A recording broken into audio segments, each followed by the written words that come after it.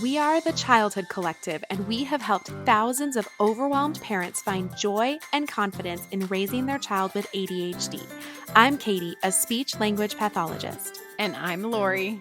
And I'm Mallory, and we're both child psychologists. We combine the science of ADHD with the compassion of moms and bring you practical tools you can start using today. So hit subscribe and let's help your family shine with ADHD.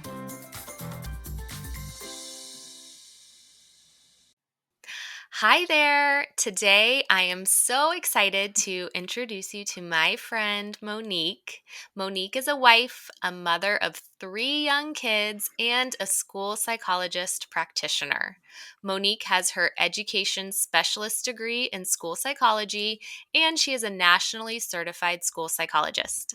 As Monique shared with us, and as I've seen firsthand, she struggles to sit still. She enjoys starting DIY projects around her house, and she loves traveling. She has even braved international travel with 3 young kids. I look up to her very much. And we know that many of you can relate.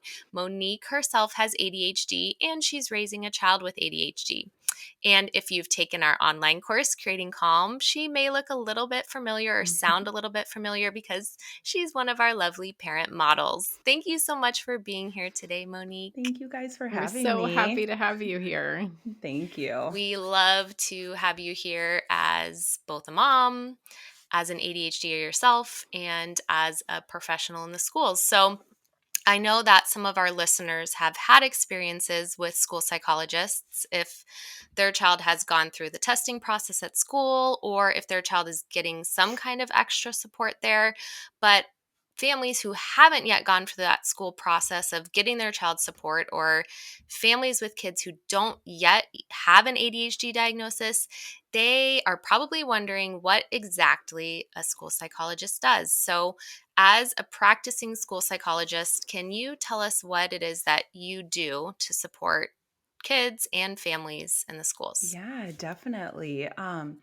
I think the biggest hat that we wear and the one that's going to be seen by the majority of families is definitely assisting and being the primary evaluators for special education evaluations. So testing, lots and lots of testing, Mm-hmm. and one-on-one with students. And then there's lots of other little things we do. We're in classrooms, we can do lessons, we can do counseling, working with teachers on a variety of other things before we get to that special education evaluation, and working with administration. Lots of hats in Mm-hmm. the school. Yes, for sure. Absolutely. And Lori and I can relate to in a way that we both also have our degrees in school psychology. And I think that something that I got when I was in school, and I still get when I tell people that I have my degree in school psychology, they think, oh, does that mean like you're the school counselor? Yes. Oh, And man. Even like our and in some parents, right? cases, oh yes. Yes. And in some cases, school psychologists can wear the hat as counselor, right? In some Mhm. cases, school psychologists are doing counseling one-on-one or in a group setting with kids, but school psychologists, as you mentioned, are much more generally going to be involved in that special education evaluation Mhm. process, determining if kids need support, doing the testing to determine kind of where their academic skills lie, where the challenges are, Mhm. and then helping get those kids into services at school. Yes. And the unique thing about us is that we are the only people within the schools that really can do that piece of it. So, Mm-hmm. and a lot of schools do have those school counselors, and so they typically support that area a little bit more. But that is Mm-hmm. an area that a lot of training programs teach us. Yep. And I think Mm-hmm. a lot of families find, like, working in the schools, that maybe teachers really aren't familiar with ADHD or Mhm. administrators really aren't familiar with Yeah. ADHD. But when it comes to a school psychologist, that really is the one person in the school that Mhm. does have a lot of training typically in ADHD, right? Yeah, yeah, definitely. And I think too, sometimes that term is thrown around quite a bit. And so getting that school psychologist perspective with the administrator and the teachers, I think is really helpful in kind of figuring out what is typical, what is a little bit delayed. Thanks. We think something amazing that you bring to your role is that you've sat on both sides of the school meeting table when trying to get your child help at school. Obviously, you've been the school psychologist many times in meetings, but you've also been in the position of being a parent advocating for your own child. So there are many families in our audience who are just starting the process of getting support for their child at school. Maybe their child just recently received a diagnosis of ADHD, but they know nothing about how to get started to get more support for their child at school. What advice would you give these families, and what do you think that they should expect in that first meeting with a school psychologist? Yeah, that's such a great question. I think remembering, like, trusting your gut, you are the expert on your child. And everybody on your child's team brings unique information and a unique perspective to describing or understanding your child at school. But at the end of the Mm-hmm. day, you are mom or dad, and you Mm-hmm. really are that expert.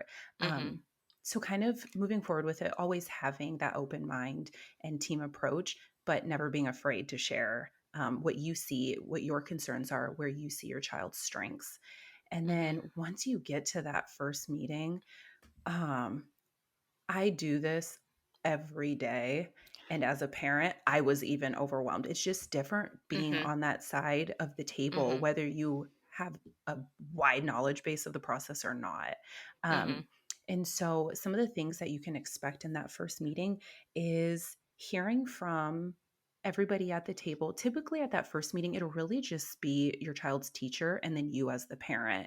A lot of the other people, like the school psychologist, typically doesn't have a whole lot of quality interaction with your child and might only know them off of a piece of paper, Yeah. information that you've already Mm-hmm. provided them. And Mm-hmm. so I really, even though I'm leading it and kind of organizing that meeting, um, I'm really kind of just the moderator. I want to hear from you as the parent. I want to hear from the Mm-hmm. teacher and about your child's strengths. I love hearing about strengths, but then obviously we're there to hear about what are those areas of concerns, whether it's Mm-hmm. how their behavior is, how they are socially or academically. So kind of getting a good picture of your child as a whole. Yeah, I love Mm-hmm. that because I think so many families go into that meeting thinking maybe you as the school psychologist do know them, or the special education teacher, if they're there, that they know them. And a lot of Mhm. times you haven't even met them before. Mhm. Mm-hmm. So the information that you bring as a parent is so important. Yes. Mm-hmm. Um, Especially if you're the one that is contacting the school and saying, Mhm. we need help. They really want to know what your child is struggling with, and you know that, like you said, better than Yeah. anyone else. And you can always reach out to your school psychologist too before and kind of talk about how to share information or ask those questions, because I do have parents sometimes they're like, I don't even know what I don't know what I don't know. Something's just wrong. Mm-hmm. Something doesn't feel right. Something's Mm-hmm. different. Yeah. My kid, Mm-hmm. when I volunteer, they don't look they don't act like a lot of their peers. And so Mm-hmm.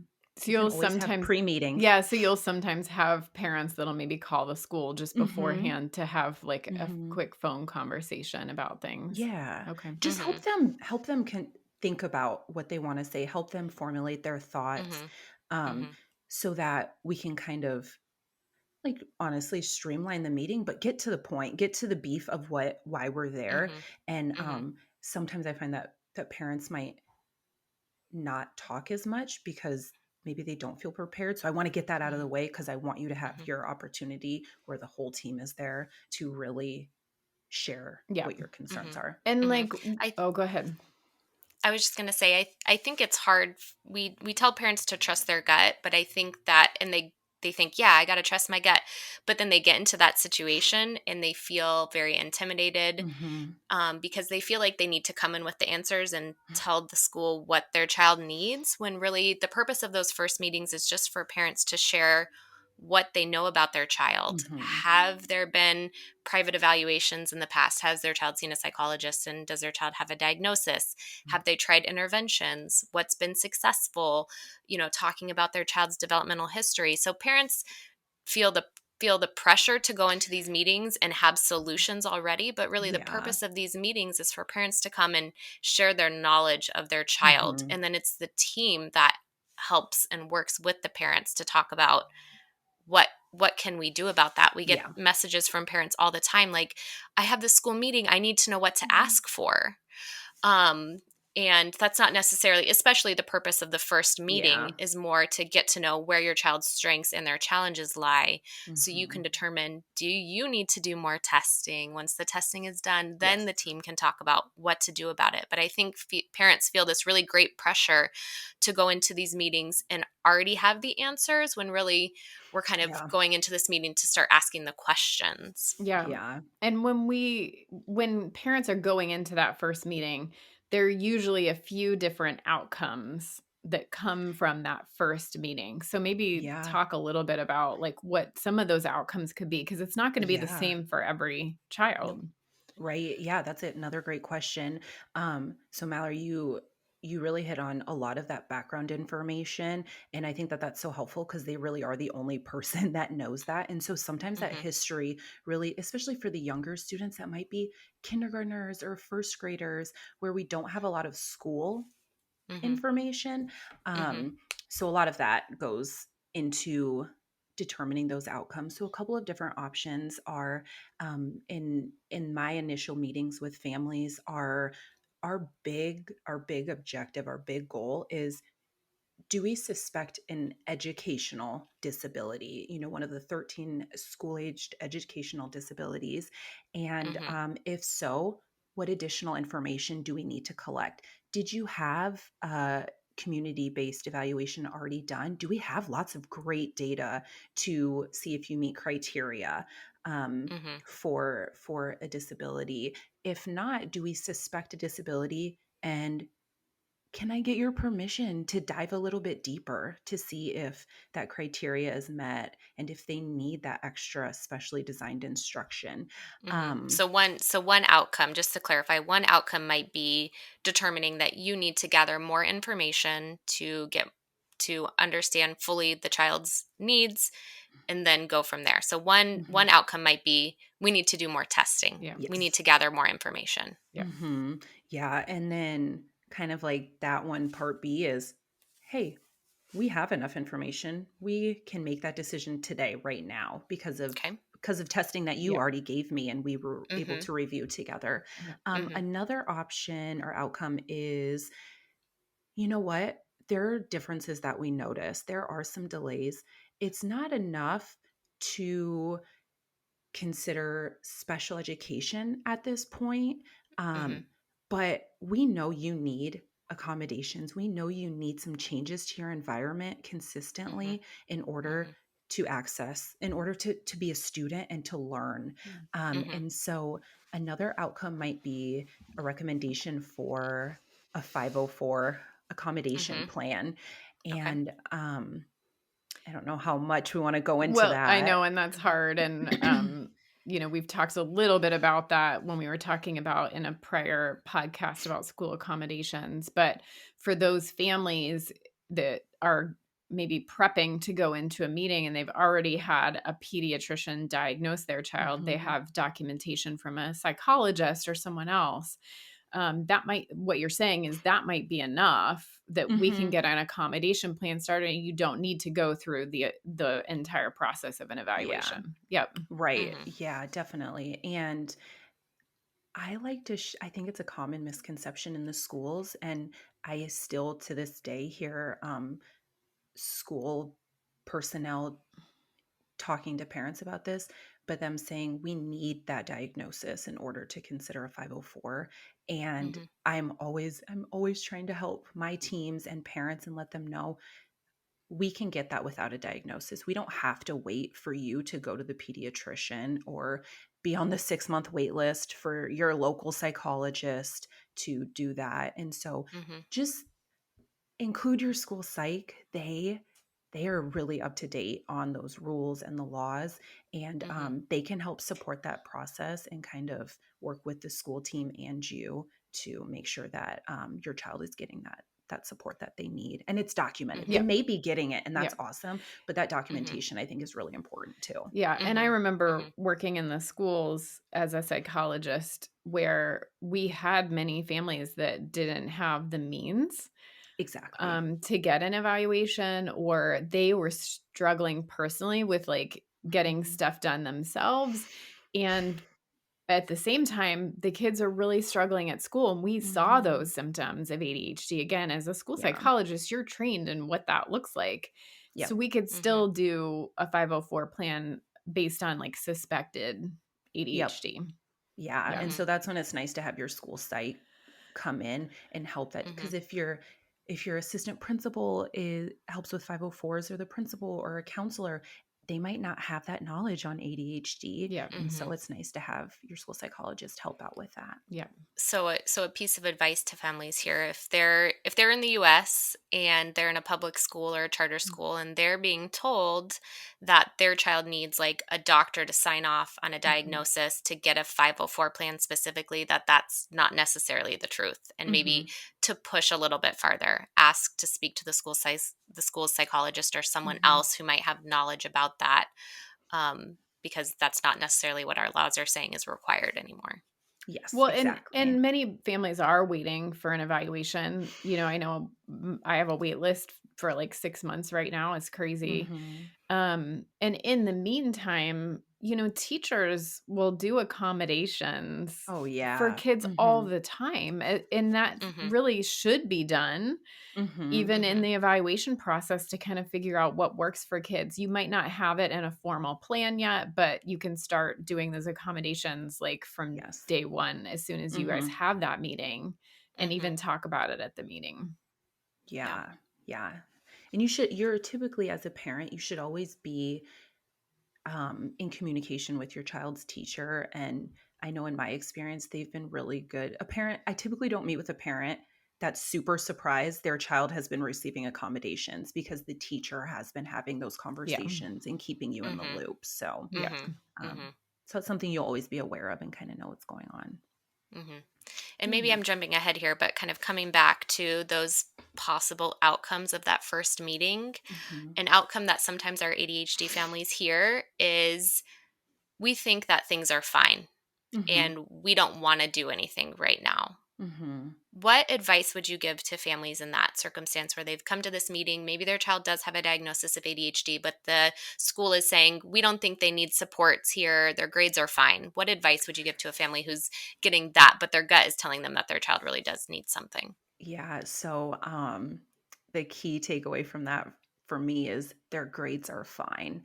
I Hmm. think, I do have to say sometimes that is a genuine outcome, and we want your child to Yep. be moving through their educational career with the supports that they need.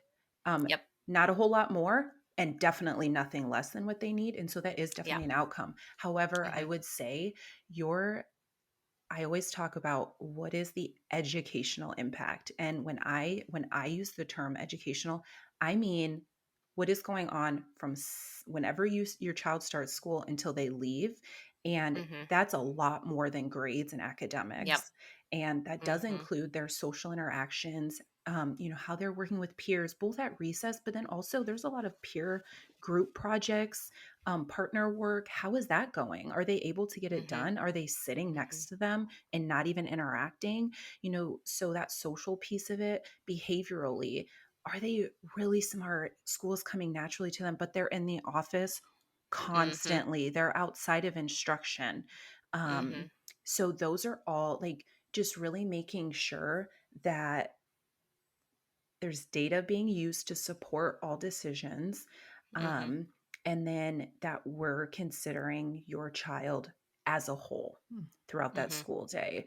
Hmm. And I will say sometimes children act differently across different environments. And Hmm. so, getting multiple perspectives about how they're doing at school too. Hey, can I get Hmm. input from the specials teacher? How are they doing in PE, art, music, library, in Hmm. addition to because a lot of the younger elementary age students don't have more than one general education teacher. Yep. Hmm. So I think making sure that we have multiple perspectives, if there is something really vastly different from what you see at home and what your Mhm. child's teacher is seeing at school. So just asking those Yeah. questions.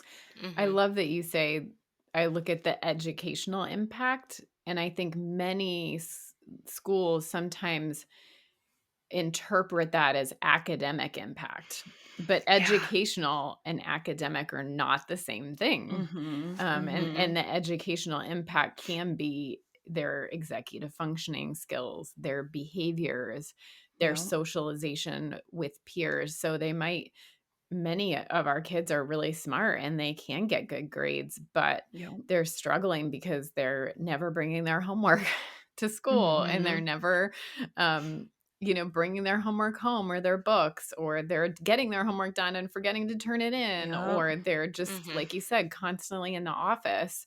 And those are obviously things that would require some accommodations and interventions at Yeah, school Mhm. for. definitely. Yeah. And And sorry, I was just gonna say, like, baby psych Monique really did equate education with academics. Yep. And so Mhm. I love that. it's yeah, Yep. like I I look love back, that. I'm at the point in my career now where I look back and I'm like, oh my gosh, this is super cool. I've learned a lot, not Yeah. even through formal education, but just through doing the job. Mhm. And so I do think that if there's just a variety of reasons how school psychologists might learn that. And so, Mhm. not that I want it to be on the parent, but I think it will give you an advantage to just know simply education is really everything Yep. that happens at Mhm. school. And Yeah. I And totally agree with you in the sense that, when you first start out being a school psychologist, you're like, well, Mm-hmm. this is what I was taught in school. Yep. And then you have like lived experiences with families and your Mhm. own Mm-hmm. child, in your Yep. case, where you're like, oh, wow, sitting on the other side of this. Yeah, um definitely. I'm experiencing this, and going back to, as a parent of a child with ADHD, you've also been in the position of having to be at that meeting advocating for your own child.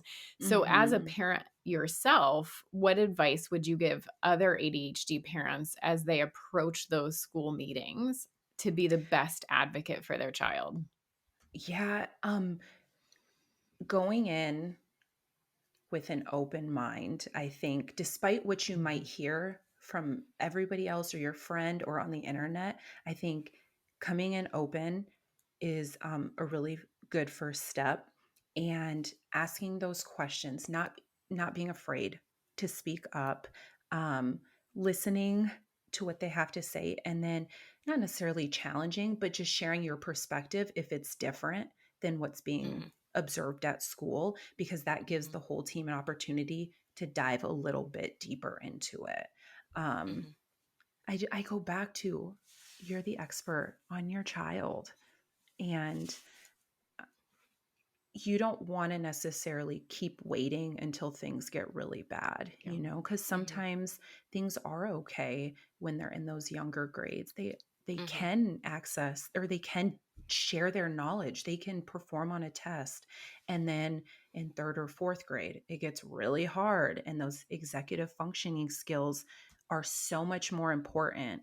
And Mhm. now we went from scooting by to plummeting, and it Mhm. can happen really fast. And so just being Mhm. proactive, um, Mhm. and also talking about where your child is at right now too. I think that that's also Mhm. really important. We can't predict the future, but we can definitely prepare for it. So I love that. That's so important. And I think the big picture here for families is you're your child's best advocate. mhm. Your child and you know your child best. So go into that meeting with confidence, knowing that you know what you're talking about. You don't have to know all the supports that are available or at school, and you don't have to know every step of the process, but go into that meeting knowing that you are the one of the most important voices, if not the most important voice, if your child's not in the room, at that table. So don't be afraid to speak it. Bring a friend if you need emotional support. Bring your partner if you need that emotional support. You're allowed to do that. Call that meeting if you feel like another meeting is needed. But go into that meeting confident that you're an important voice there. Yeah. Yeah, yeah, definitely. And it's okay to say, can we can we pause this right now? Hmm. And I want to do some research. I need to collect my thoughts Yeah. and Mhm. reconvene. Yeah. Mhm. It doesn't happen all the time, but I definitely respect when a parent asks that, Yeah. because Mhm. I want you to feel like you are an informed member Yeah. of the team. You are equally as important as everybody else at that Yeah. table. So, I love that you highlight coming into it with an open mind, though. And I just had a meeting, in the last year with a family, and they came in and they were like, my child does not have autism. And, mhm, it was like, well, we have to process that and talk about it, mhm, because we're going into this testing to see what could be going on. And part of that is it could be these things. And mhm. what is it that scares you about that? Yep, What is yep. it that, what are you fearful of? What is it that you don't like about hearing that term? Like all of these Yes. things that we have to kind of, um, I think as parents be open about, and also talk about our fears related to, Mhm. well, if we get calls from families all the time, like if they go through this testing, like will colleges know about that? Like will their employer know about that? Like all of these questions about how it's going to affect them. Like if you have those questions, there's no stupid question at a Yep. meeting. Mhm. Like just talk about it really Mhm. honestly Mhm. about your concerns about the testing process, concerns about all of it, so that Yes. everybody's on the same page and open-minded, so that you don't get to the end of the testing process and you're like, Mhm. wait a second, that wasn't what I thought it was. And sometimes it isn't Yeah. Mhm. what you thought it was. Yeah, um exactly. And you can ask too, what are when your school psychologist is asking you, can I do a cognitive assessment with your child? Like, we're proposing that. We would like to do that. Can I do academics? Can I do rating scales? You are you should be having the conversations throughout about why we want to do these things, but you can ask, especially with rating skills. Yeah, we want to look at rating skills that might help us get a better understanding of autism, that might help us yeah. get a better understanding of ADHD. Like, those should have been talked about, but if you forgot or it's too overwhelming and you were focused on other things, ask those questions again. Why? What is Mhm. this looking at Yep. again? And just so you don't feel blindsided Yep. at the Mhm. end. Yep. Um, and then, yeah, definitely, I think I'm working with a family right now that we're doing a reeval, and they really do not want an emotional disability, and the child has ADHD too. And Mhm. before the meeting, I got an email. We cannot, it kind of, I was blindsided a little bit out of nowhere. We can't do emotional disability. They have ADHD. That's the one I want. And so right now I'm like, hey, let's talk, and Mhm. asking those same questions, Lori, that you talked Mhm. about. What is Mhm. scary about that? Like, Mhm. why? Yeah. And I honestly am not even doing it for the meeting and the outcome. I really want to know so that we can maintain our relationship. And I just want to know, because then we can navigate that next piece a little bit better. Mhm. Like, what is that Mhm. hang up? And so, for families who don't know what Monique's talking about with the emotional disability piece, that's just one of the terms that a school might use, one of the qualifying disability categories that a child could qualify under to then receive special education services. So, it sounds like this family doesn't like the sound of that label. So, Yeah. Monique, you're talking about how you as the psychologist also need to go into it with an open mind and understand Mm-hmm. why the family is fearful of that label, what their expectations are. So you all need to come to the table with the open mind Yep. and ready to listen and understand. Yeah. And I think one more thing I want to add is that, and I feel like I share this with families a lot, is the eligibility, the label, the title, whatever we call it, does not drive what your child is going to receive, Hmm. the supports that they're going to get. And Hmm. and then the other side of that coin is, we just have to have an eligibility that they actually meet criteria for, and that makes sense. Hmm. Yeah. So Hmm. it's kind of, unless you're in Iowa and they don't have any categories, and who Yeah. cares? But everywhere else Yeah. in the United States of America. Yeah. And I think what's so confusing, and we go into this in our online course Shining at School, we talk about there isn't an ADHD eligibility with special education. And it sounds like in this situation, this parent was like, well, I want that eligibility. And that's another conversation of that doesn't exist. And there's other health impairment, which we sometimes use, or emotional disability, which we sometimes use. So there are other options that you can look at, but there isn't an ADHD option, right? Yeah. Unfortunately. And that is very confusing to families. Yeah. And that doesn't mean kids with ADHD can't get help. It just means they're classified under one of those other categories. Exactly. Yep. Exactly. Yeah, definitely. Well, Monique, this has been so helpful and so fun to have my friend on our podcast to talk. So thank you so much for joining us today and sharing a little bit about your personal and your professional journey. Thank you guys so much for having me. Thank you. We loved having you on. Thank you. Thanks for listening to Shining with ADHD by your hosts, Lori, Katie, and Mallory of the Childhood Collective. If you enjoyed this episode, please like this video and hit subscribe so you can be the first to know when a new episode airs. If you are looking for links and resources mentioned in this episode, you can always find those in the show notes. See you next time.